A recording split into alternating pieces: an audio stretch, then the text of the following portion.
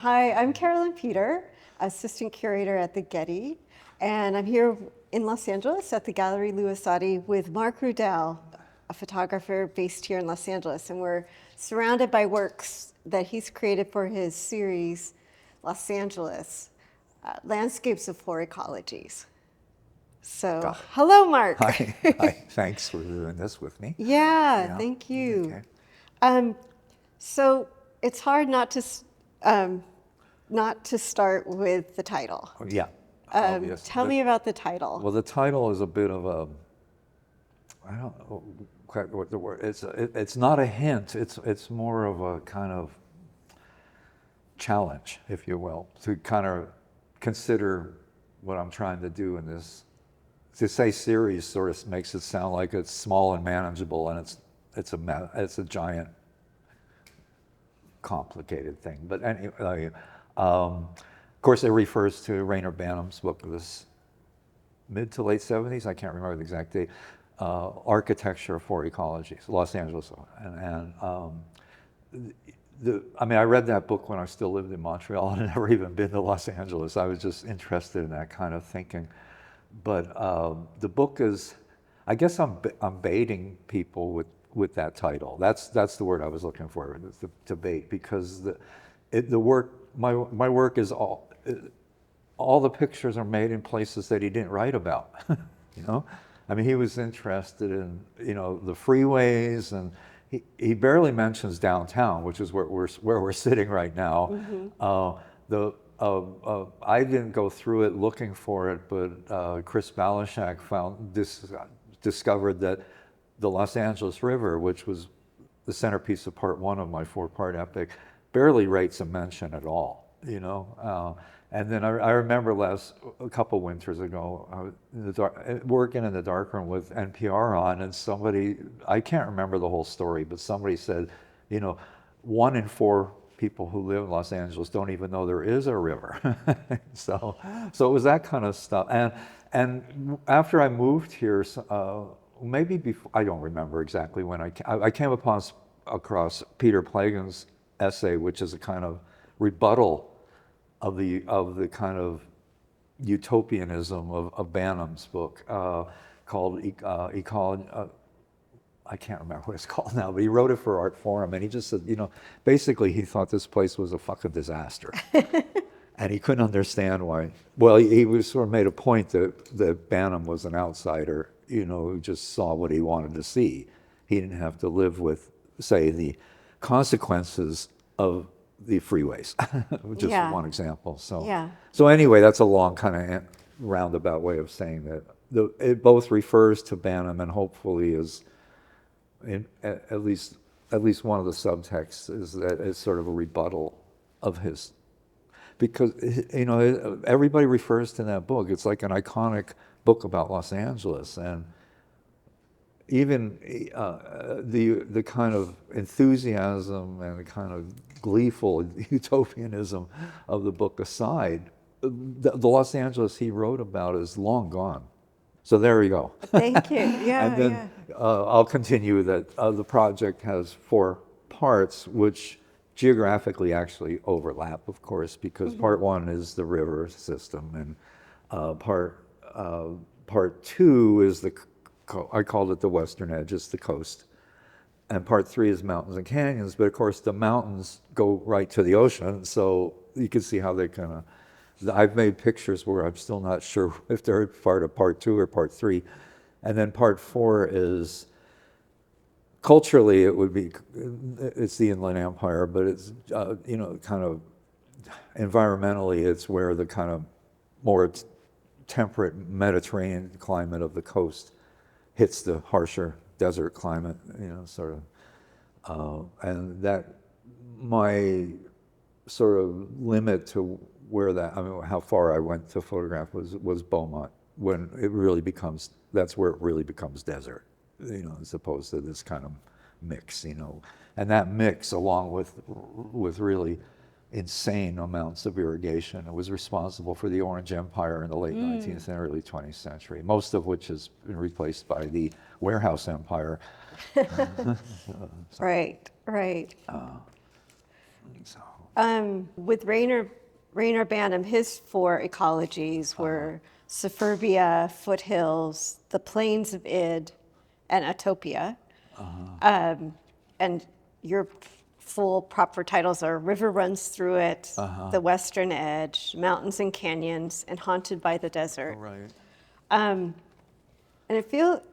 one of my impressions is it kind of feels like he writes about the Southern California environment and how it affects the styles and choices in architecture, Right. while you're exploring the effects of humankind's activities on the environment. And vice versa. And vice versa. Yeah, because of course the environment's a very big player in the drama that is this part of California. Yeah, Landslides, right. earthquakes, fires, floods. Right, right.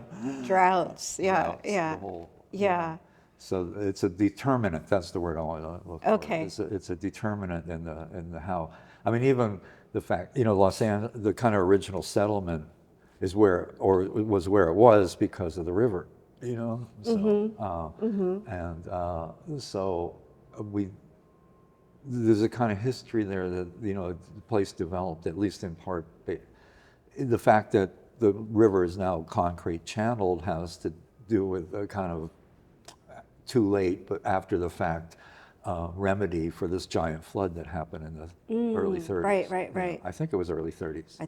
38, Okay, maybe? late I 30s. think Okay. I read. Yeah. I might be wrong too. But. That's all right. Yeah.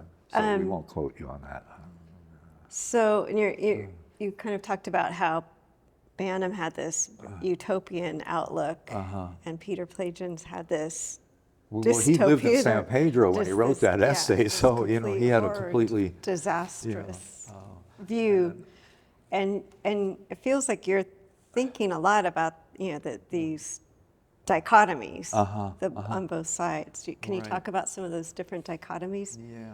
Well, first I would pause in this corner Reyner Banham and in that corner Mike Davis. Okay. It Yeah. was really yeah. a huge influence on my thinking Yeah. about this whole area. Yeah. Because I read City of Quartz when it first came out in the 90s, and Ecology of Fear is my favorite one because he talks much more about the natural environment and its relationship to the cultural and human and social and that. And one of the things he pointed out, and I get the books mixed up now, but it was this, Los Angeles has the largest urban wild interface of any major city in North America, and somebody else said somewhere in my reading is that, it's the only major city that has a mountain range within the city limits, which, and also the mountains themselves are kind of interesting because they're what's known as transverse ranges. They kind of run counter to the most in the western half of the continent. Almost all the mountain ranges are trend north, northwest, southeast, but the mountains that we live among are east-west. They're like this, Yeah. And it's this one that makes this climate unique and protects it from a lot of the stuff, but it also creates its own problems, of course, like smog. Yeah. Yeah.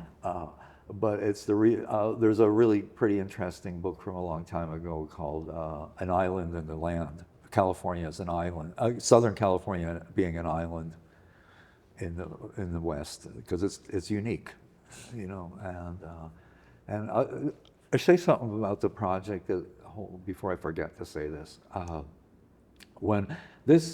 There are a few pictures that sort of predate the official opening of the project, if you will. Yeah. But I wrote a application to the Guggenheim Foundation, 2014 or 15, I can't remember, one of the two.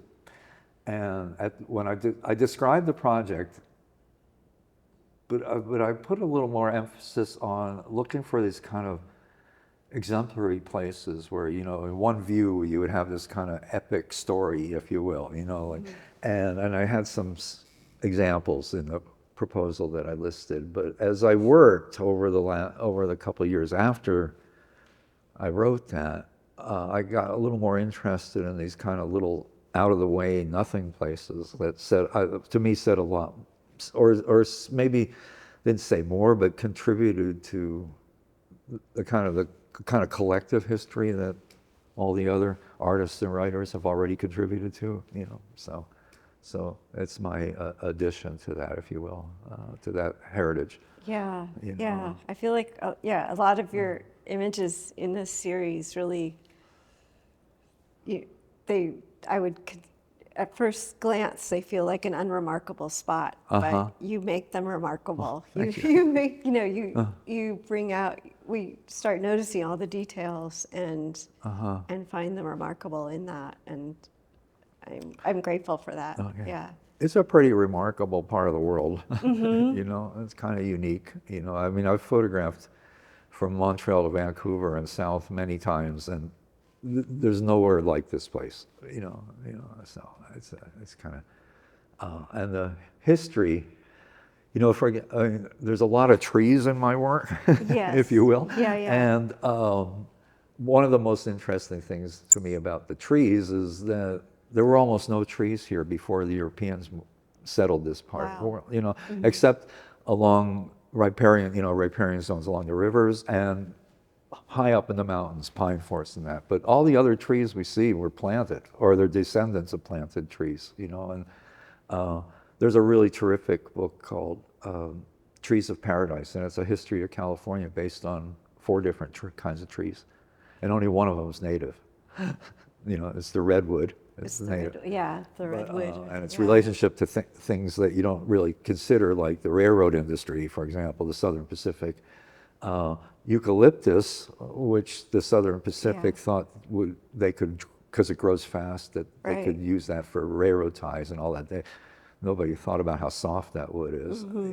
Of course, the citrus, and then and the palm, the most useless. And of the 3 non-natives of that 4-part book, or sort of theory structure of thinking about that, Jared Farmer is the guy who wrote the book. He said that the eucalyptus stood for aesthetics, citrus stood for economics, and the palm stood for semiotics. Tell me more about your choices of subjects and of sites. And I think each part is a little different. Okay, so the river, that was sort of in a way easy because it's a line. Okay, it's not a area, it's a line, And I ended up I didn't want to make pictures that I'd already seen. Or things that people say, oh yeah, remember that John Travolta movie, or something like that. So I found that there are certain parts of the river that are what are known as wet bottom. And that's where I was interested, because that's where the kind of dynamic between the made and the natural is most active. And then I just kind of wandered those places over and over and over again. And the coast, again, it's a line, but there were I wasn't interested in, there's no pictures of like surfers or girls in bikinis, none of that stuff. I was interested in, again, places. And in that case, some of the places were places that most people haven't been to because they're off limits. Okay, see, I didn't need permission to photograph the river, but like the Segundo Dunes, for example, that was a hard nut to crack because you have to deal with the Los Angeles airport motion picture office. wow, okay. And they were incredibly unfriendly and unhelpful. But then I got into all these places through these volunteer groups that clean, there's a group that every weekend they go to the Segundo Dunes and pick invasive plants and stuff like that. And I just attached myself to that, or the Bayona wetlands, the freshwater thing is open, it's just, there's hiking trails and that, but the saltwater marsh, you need to go on a tour. Okay. There's a huge fence around it, and most fences in LA have holes in them, but these ones don't. And the same with down, I photographed the Cerritos wetlands, which is on sort of the borderline of Los Angeles, Orange County, and then and the Seal Beach. It's actually the naval weapons station. Oh So, my gosh! And you got permission to go in there? they do tours, Okay. of the wetlands, Yeah. not of the weapons, and that one, I mean, it wasn't hard to get in because they have these organized trips like once a month, but you had to be a U.S. citizen and prove it. Wow, So, interesting. And yeah. but you did, even on a tour, you managed to. Well, I sort of Set up your I sort camera. of act a bit lame and be the last one in the group as we wandered around, and and of course when you go to places now, it says no photography. Everybody there is going like this with their phones, So I just happen to have a bigger camera, and nobody asked. When I went to the Segundo Dunes, I think it was the Friends of the Bay is the organization. And when I got there, like 8 in the morning, this guy came up to me and said, "Hello, professor." So I had contacted him just 2 days earlier, but they Googled me. Ah, So got it. they knew I- what I it was up to. Wasn't one of your former students. No, because I actually, when I got in touch with them, I said, I'll gladly help you pick plants if you let me take pictures too. And they said, you don't have to help us, just go do your thing. So, Oh, wow. Okay. yeah, so anyway, so that's Nice. the mountains. Okay, then the third part is maybe the most difficult to define because I'm putting together the kind of maquette for the book of the mountains and canyons now, and the kind of fairly loose structure is it's west to east from pass to pass, so Tijon to Cajon, the escape routes to San Francisco or Las Vegas, which is a lot of territory, and but I do, and again, because, well, for lots of reasons, but the book will probably begin and end with burned landscapes, Right. because, there was fires in the Grapevine when I was working on this, and of course fires in the San Gabriels, which is the other end of my geography for that project. Part 4, I'm not sure exactly where it starts, somewhere around, I mean, it's around Fontana and that, and as I said earlier, it goes out to Beaumont. And one could also find similar kinds of landscapes in, say, the Santa Clara River Valley, where there are lots of old and some still operating orchards and stuff like that. So, but I mean, the thing about this project is I could just do this for the rest of my working life. It's so big, so the book part of the project sort of gives a certain amount of discipline and limitation, so, which is useful. Right. Yeah. Right. Yeah. Well, just Los Angeles is 70 square miles, so you do. Well, have- and where is and you're Los going- Angeles you're right, too? and you're going beyond Los Yeah. Angeles as well.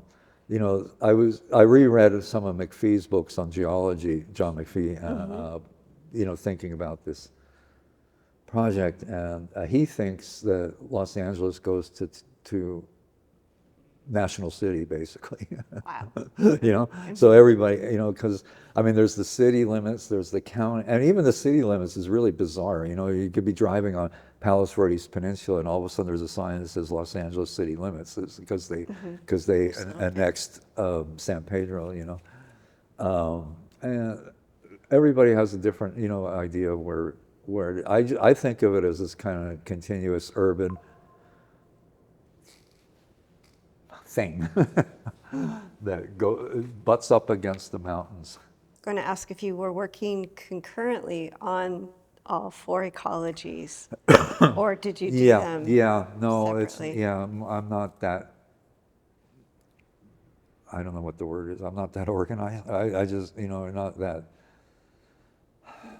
I can't think of what the word is, but I just kind of, the project I did earlier, the walk across Los Angeles. Now, when Nigel walked, he walked from one point to the other end. I mean, over a certain period, and that. But when I photographed that route, I sort of did this, Right. I remember that, yeah. and so, I might have photographed mile 2 one weekend, and the next weekend I was on my way to the desert, so I stopped in Ontario and photographed mile 63 or something like that, So this was not quite that way because I'm not following somebody else's line, not just a line, but not even my own. But a lot of these things I found, it's like I didn't know I could get access to that particular fire zone that easily. I mean, it was a really tough hike with a big camera, but so I just started driving around looking for things, and I went up this dead end in Burbank, I think it is. There was a park there, and I was just curious what's up here, and then I realized that one could hike up to the top of the Verdugos from there, where it was all black at the time. So it was late in the day, and I only went a little bit, and I went back a couple times afterwards. So, but I didn't go out looking for that. I bumped into it, and then I thought, this is useful in terms of what I'm trying to do, a lot of it's like that, The fourth part, the Inland Empire stuff, I mean, I think the more I saw those very mature isolated trees, the more I was sort of attuned to spotting them. But the first couple was sort of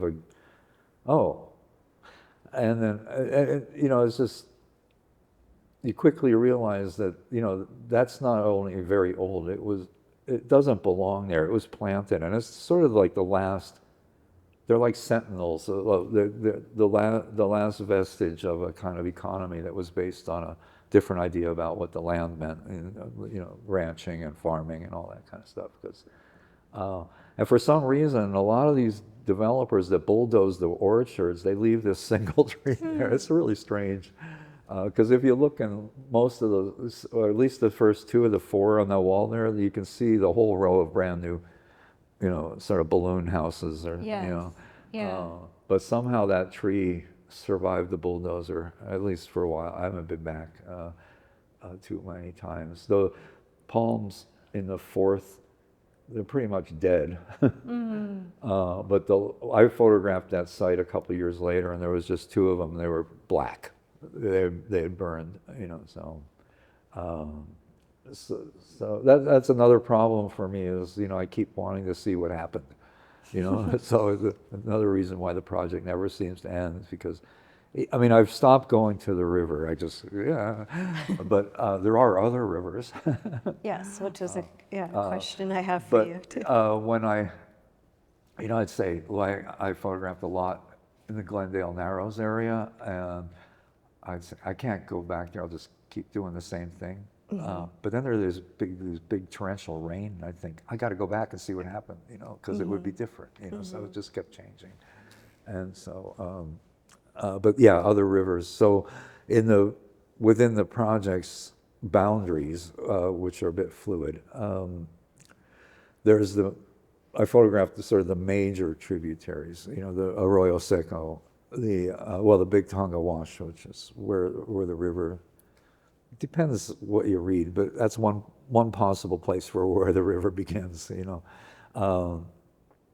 has its own name starting in Cahuenga, maybe, I can't remember exactly, but it's already concrete. It's actually this spot that's behind some high school. It's very weird. And that's the first place where the river is named the Los Angeles River, but it actually starts in the mountains with Little Tonga Creek. It goes to Long Beach. Now, it used to go to Santa Monica. Oh, well, I'd love to talk to you about your maps. Oh, yeah. And that brings us back to Reyner Banham a little bit, because he had at least 1 or 2 maps in the Four Ecologies. They're not very useful in terms of what he writes about, but and this is not the first time you've created a map. What's your attraction to maps? And well, for this project, I think the maps are a useful tool both for me in terms of thinking of the pictures, both existing pictures and future pictures, and also for people who are looking at the work in exhibition or published form. It's sort of, because again, I sort of hesitate to say these things because someone will say, well, that's not true. But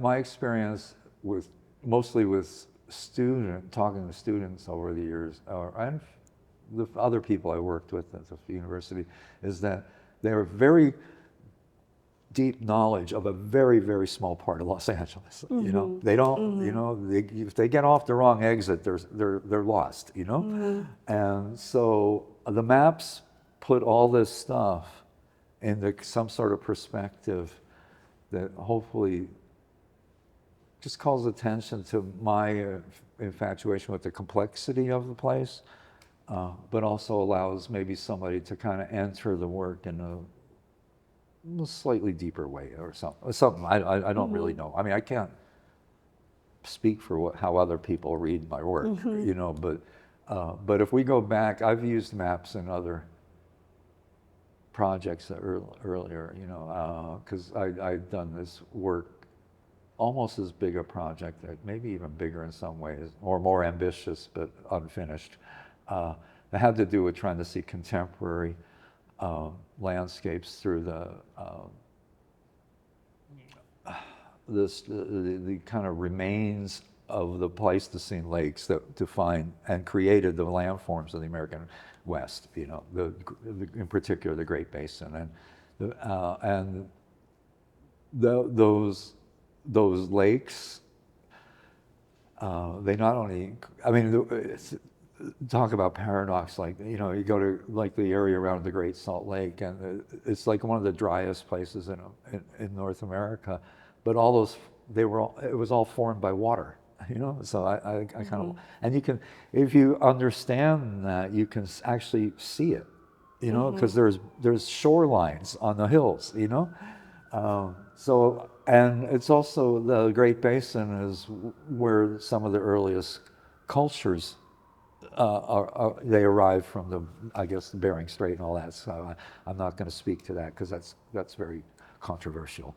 But there's cave, like I photographed several caves in the Great Basin that looked out on these. Well, there's no more. They're dry lake beds now, but they were, at the time, they were inhabited. Those caves were inhabited by hunter-gatherers groups. Those lakes had water in them. And there's proof of that in the caves, because when they were excavated, they found like duck decoys, or fishing nets made out of sagebrush, So anyway, so the maps. So you created maps. I've sort of gone off on a tangent here, but the maps were part of thinking about how to organize that work too. So there would be I'd have a map that would show like the present Great Salt Lake, but also Lake Bonneville, which was his ancestor, which was like 10 times bigger. Wow.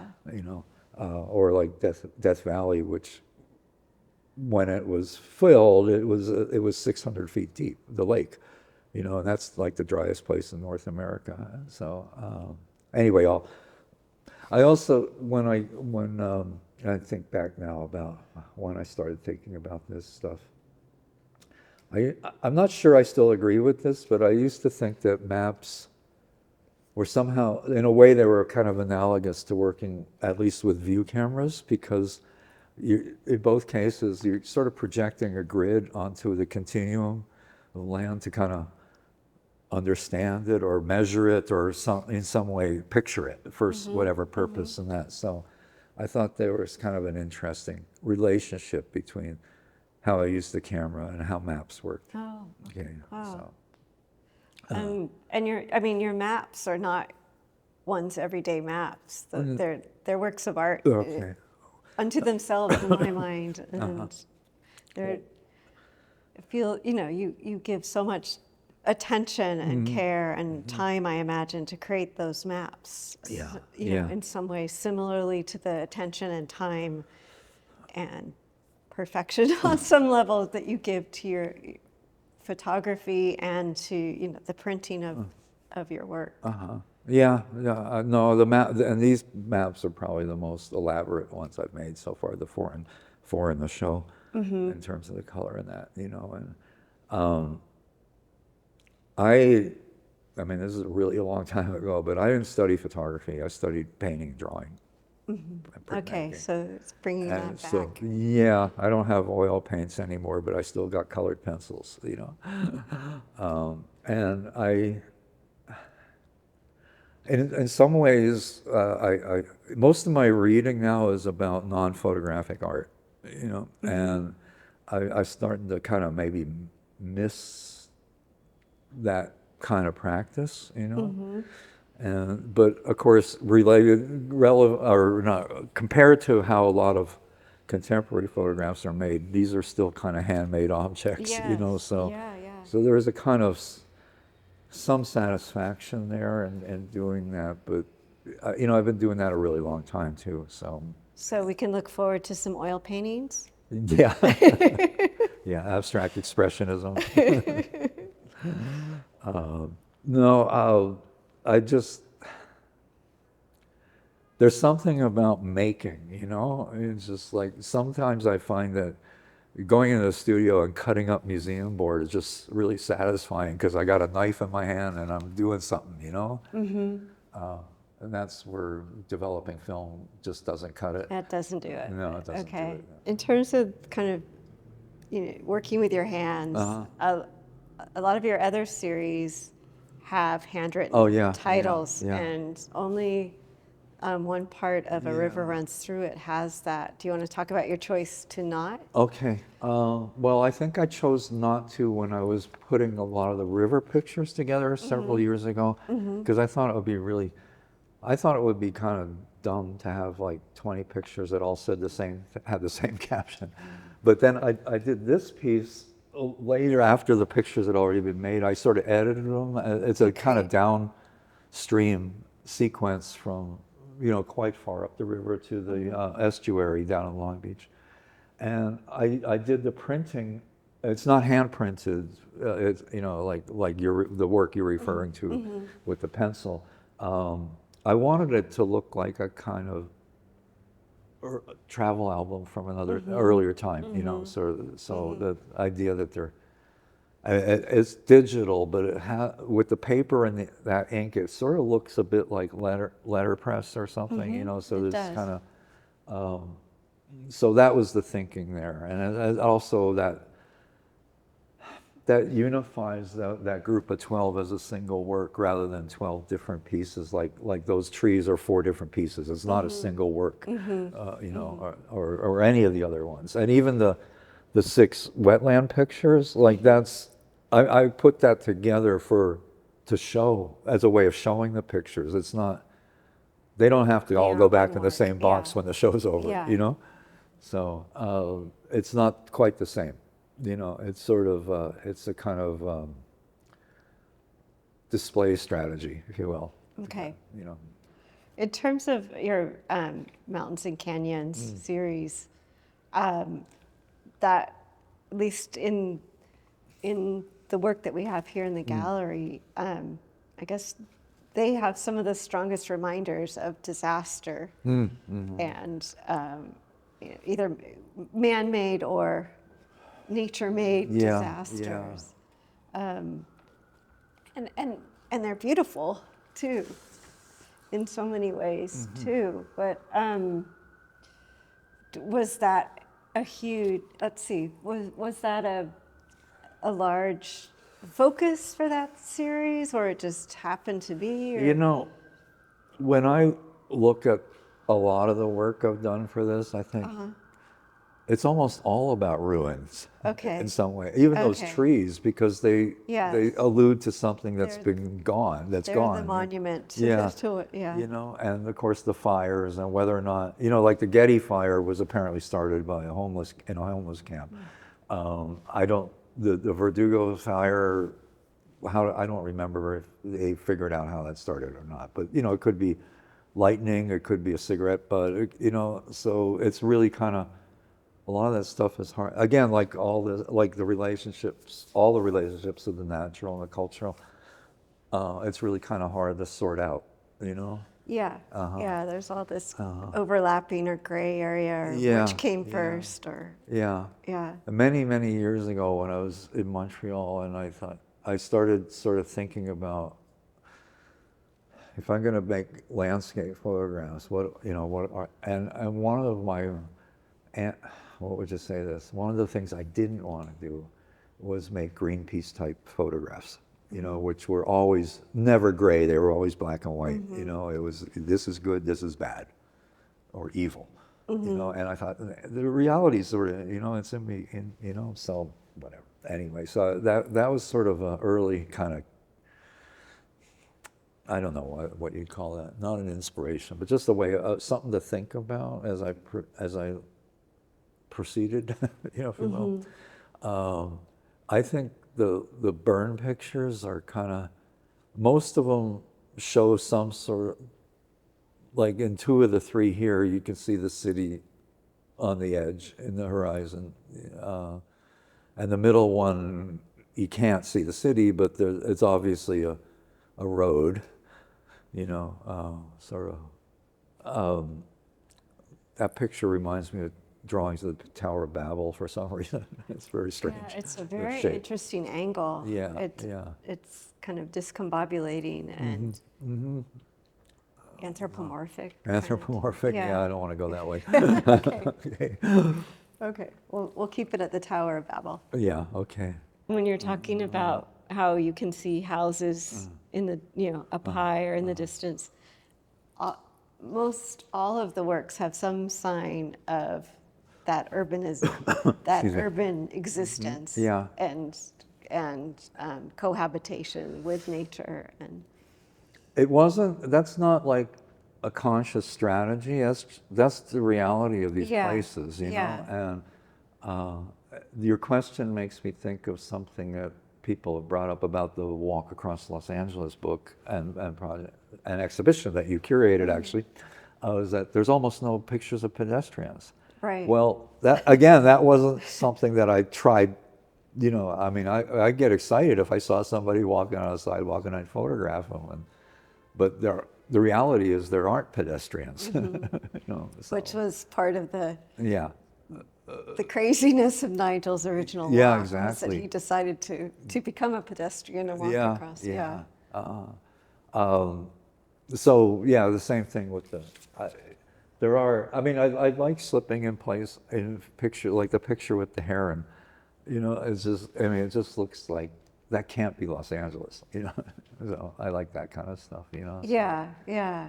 I don't want it to all be surprises. doom and gloom, because it's not. So. Having worked on this project for almost a decade, has your perspective of Los Angeles and its landscape and its urbanscape changed? I don't know if it's changed. I think it's gotten a little. I mean, it's gotten more sophisticated.